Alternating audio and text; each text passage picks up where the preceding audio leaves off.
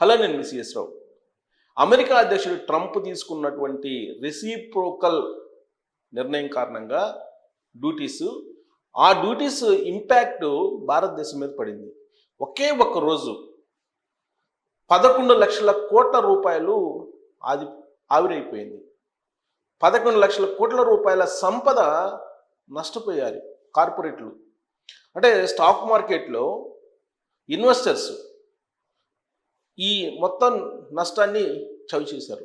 దానికి కారణం ఏంటంటే రెసిప్రోకల్ ట్యాక్సెస్ వేయడం అనేది.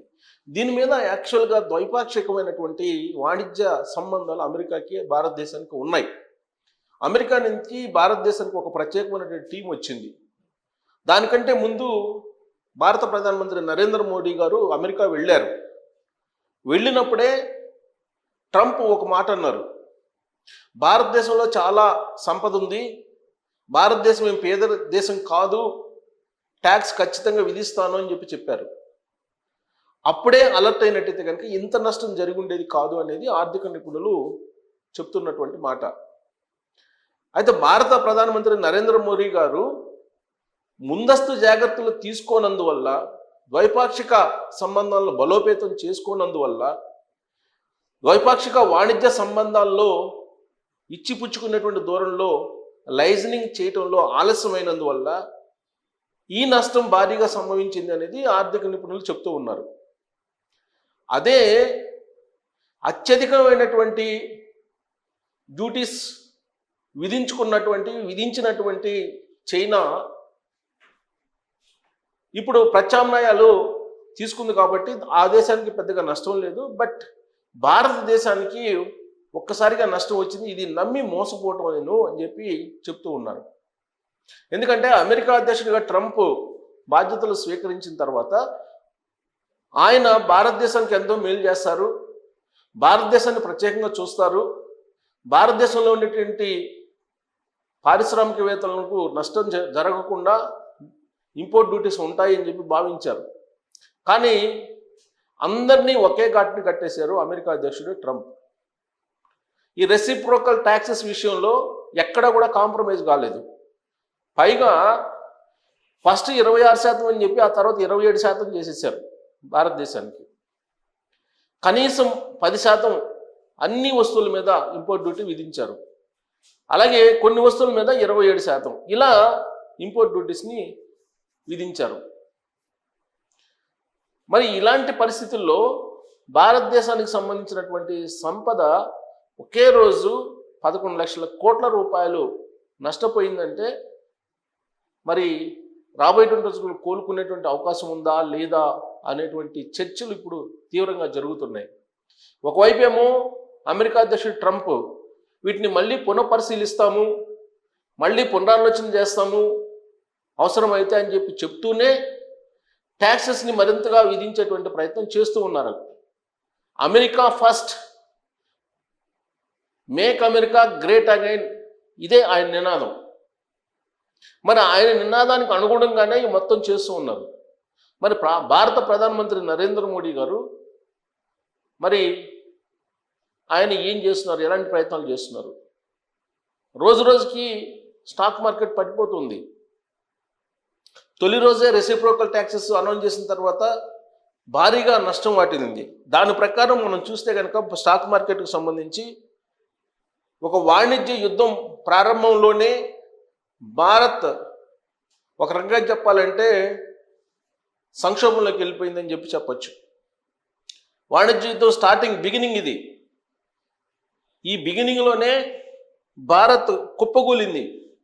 మాంద్యం దిశగా అమెరికా వెళ్తుంది అని అంటే అమెరికా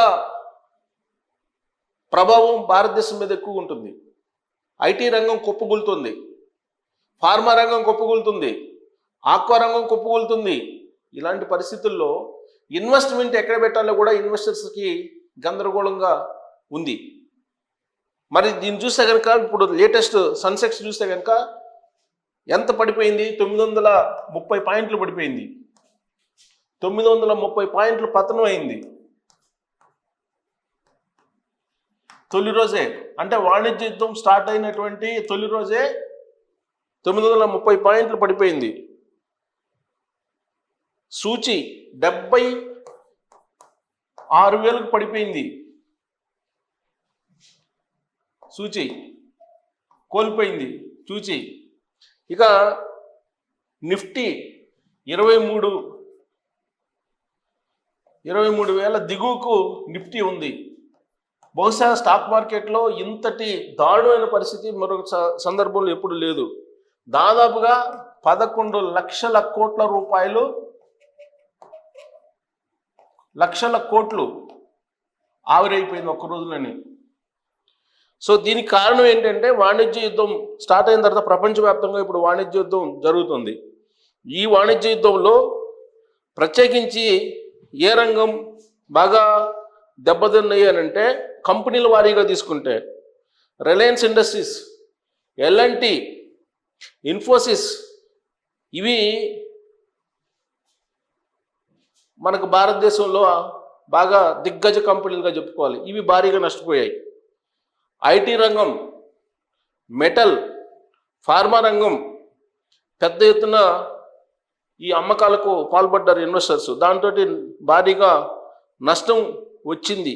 ఈ నష్టాన్ని పూడ్చుకోవడం అనేది ఇప్పట్లో ఎవరిలా కాదంటున్నారు. సహజంగా ఏంటంటే ఫార్మా రంగం స్థిరంగా ఉంటుందని చెప్పి భావించారు. ఎందుకంటే ఫార్మా రంగం మీద రెసిప్రోకల్ ట్యాక్సెస్ పెద్దగా వేయలేదు అనుకున్నారు. కానీ ఫార్మా రంగానికి సంబంధించిన షేర్లు కూడా అమాంతం పడిపోవడం అనేది ఊహించినటువంటి పరిణామం కింద ఆర్థిక నిపుణులు చెప్తూ ఉన్నారు.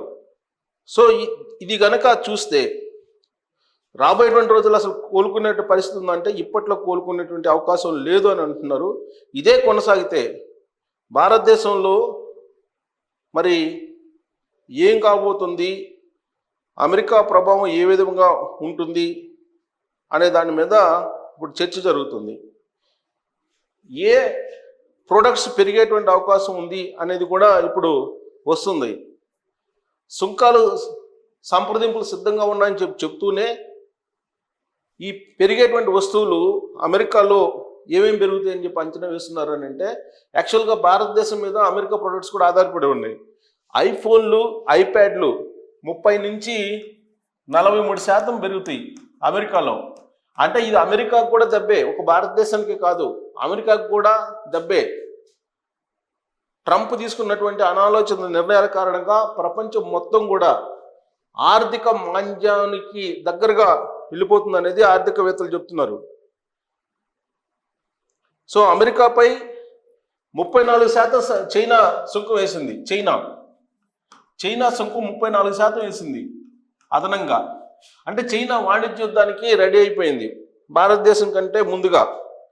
సో ఈ రెండు దేశాలు వాణిజ్యపరమైనటువంటి యుద్ధం క్రమంలో భారతదేశానికి సంబంధించినటువంటి ఫార్మా షేర్లు ఇవన్నీ కూడా పడిపోయాయి. తర్వాత ప్రపంచ కుబేర్లు కూడా భారీగా, జోకర్బర్గ్ కానీ మస్క్ కానీ వీళ్ళందరూ కూడా భారీగా నష్టపోయారు. ఈ నష్టాలకు కారణం ఏంటి అని అంటే కేవలం ట్రంప్ తీసుకున్నటువంటి అనాలోచితమైనటువంటి నిర్ణయాలు. ఇప్పటికీ కూడా ఆయన తగ్గేది లే అని అంటూ ఉన్నారు. మరి ఇలాంటి పరిస్థితుల్లో భారతదేశం యొక్క వృద్ధి రేటు కూడా తగ్గుతుంది. ఈ జీడిపికి సంబంధించినటువంటి దాని మీద కూడా ప్రభావం పడుతుందని చెప్పి ఆర్థికవేత్తలు ఇప్పుడు అంచనా వేస్తున్నారు. సో ఇదే పరిస్థితి కనుక కొనసాగితే అన్ని రంగాలు, రియల్ ఎస్టేట్ కానీ, ఫార్మా రంగం కానీ, ఐటీ రంగం కానీ, ఆటోమొబైల్ రంగం అత్యధికంగా నష్టపోయినటువంటి రంగం ఏదైనా ఉందంటే ఆటోమొబైల్ రంగం. ఇలా అన్ని రంగాలు ఒక్కసారిగా దెబ్బతింటున్నాయి, అమెరికా నుంచి భారతదేశం వరకు కూడా. మరి ఇప్పట్లో దీన్ని అధిగమించాలి అని అంటే భారత ప్రభుత్వం ఏం చేయాలి? ఇలాగే సైలెంట్గా కొనసాగాలా, లేదంటే చైనా మాదిరిగా అమెరికా మీద వాణిజ్య యుద్ధానికి సిద్ధం కావాలా? ఏం చేస్తే ఇప్పుడున్నటువంటి పరిస్థితిని అధిగమించవచ్చు అనే దాని మీద మీరు కామెంట్ చేయొచ్చు. Thank you.